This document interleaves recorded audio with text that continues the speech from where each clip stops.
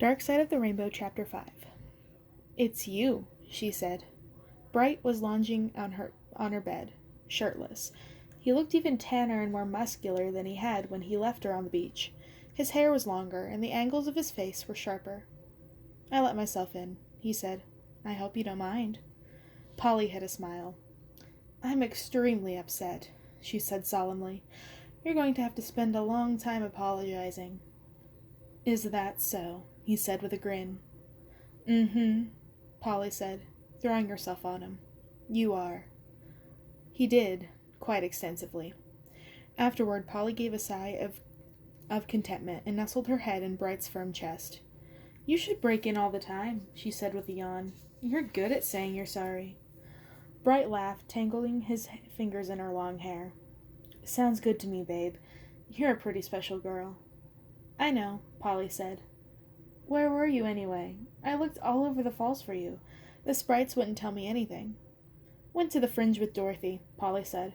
"Not worth the trouble. I could have spent that time with you and your apologies, especially if you're going to leave again in the morning."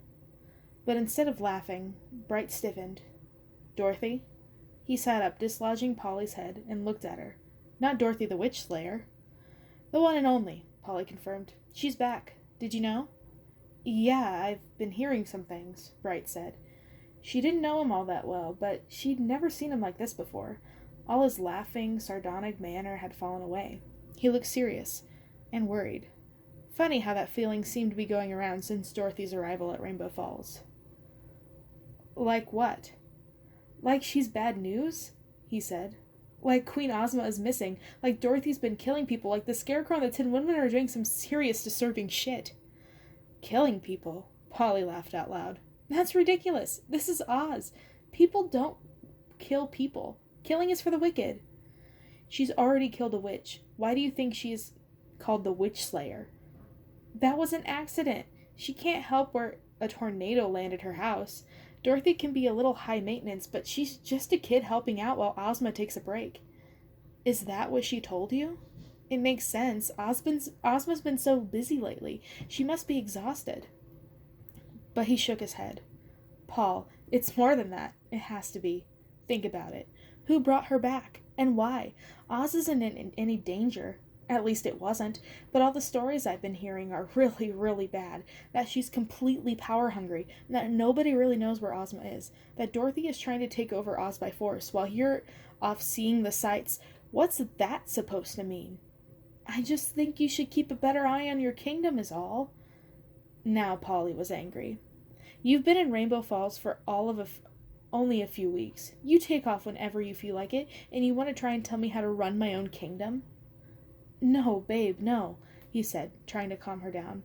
"Come on, you know I didn't really mean it like that. I just think—" "I don't know what you mean, because I barely know you," Polly said, sitting up, her back ramrod straight.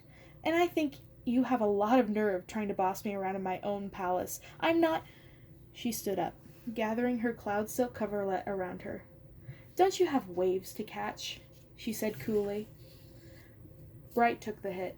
He held up his hands in a placatating gesture and slid out of her bed, picking his clothes off the floor. "Okay, Polly, I'm sorry. I really am. I'm just worried is all.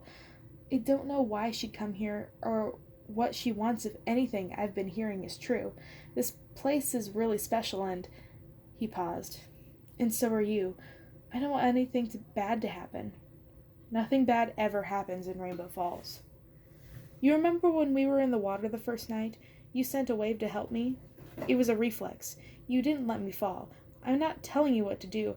I don't want to rule, but if I see your board about to go under, I have to say something. It's my reflex. Surfer code. We gotta look out for each other." When he said reflex, he looked at her intently. He said reflex, but she heard something more. Normally, this was the part where she would get up or protest or have a sudden need to go and get a snack. But instead she felt the urge to climb back into bed and lay her head on his chest so she could listen to his heart. But she couldn't let him tell her how to rule her kingdom, and she wasn't going to let him rule her heart. "When I corrected that wave, I did it so I could get a better view of your abs." Bright didn't blink. I know you care more than my abs, Polychrome, and I know how much you love Rainbow Falls. It's okay to show it.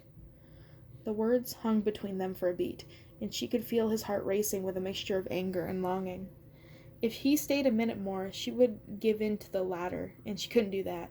He wasn't going to insult her guests, and he certainly wasn't going to tell her how to run the kingdom she'd ruled successfully for years. I need some rest, she said finally, and some time to think. Am I welcome to return? Bright seemed genuinely earnest. If you start practicing your apology now, she said, maybe. He nodded and smiled briefly, but his expression turned serious again in an instant. I mean what I said, Polly. Please be careful. That girl isn't what she seems. Out, Polly said, before I change my mind. He smiled again for real this time. I'll be seeing you. If you're lucky, Polly said, and threw a pillow at him. But he had already let himself out the door, and her missile landed on the polished lace wood with an unsatisfying thump. Try as she might, Polly couldn't get Bright's words out of her head. Over the next few days, as she showed her new friend more of the splendors of Rainbow Falls, its magical beaches, the fern-frond ravines and jungly places, the mysterious and dazzling creatures that floated through its mists and swam in its rainbows, she paid close attention to Dorothy's words and gestures. There was nothing sinister about the girl, Polly told herself. True, she was a little spoiled, obviously used to getting her own way. She was likely to fly into a tantrum if Polly said the slightest thing wrong, but she was also far from home, in a completely different world, and most of the time she was fun to be around, enthusiastic and giggly. The girls spent their evenings fixing each other's hair, or trying out Dorothy's expensive nail polish collection, or conjuring up more and more elaborate outfits.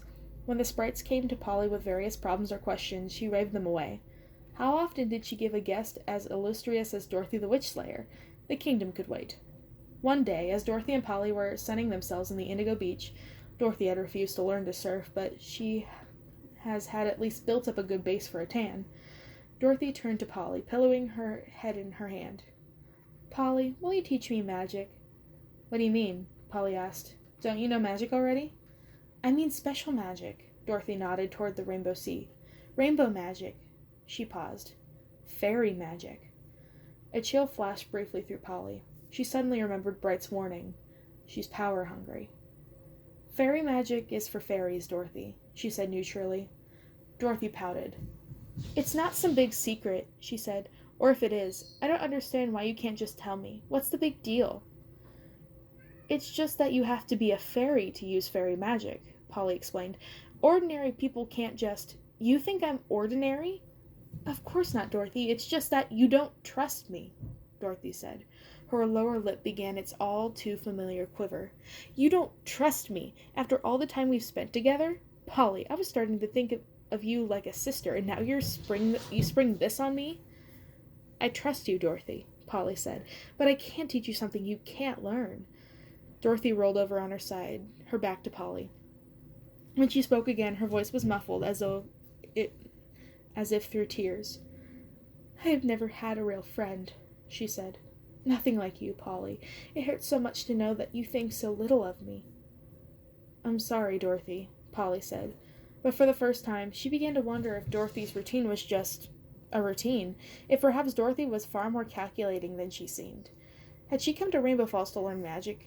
And was she just pretending to want to spend time with Polly? If she did just want to learn magic, what did she need it for? Could Bright be partly right?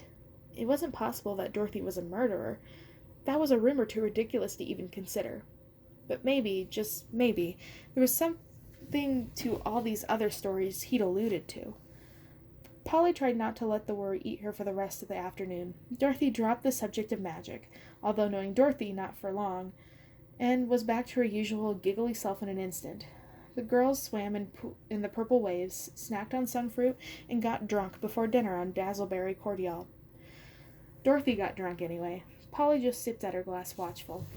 And when Dorothy's head lolled at her shoulders and the glass dropped from her fingers, hitting the floor with a thud, Polly tiptoed out of the Crystal Palace and on the front terrace. Carpet, she called softly.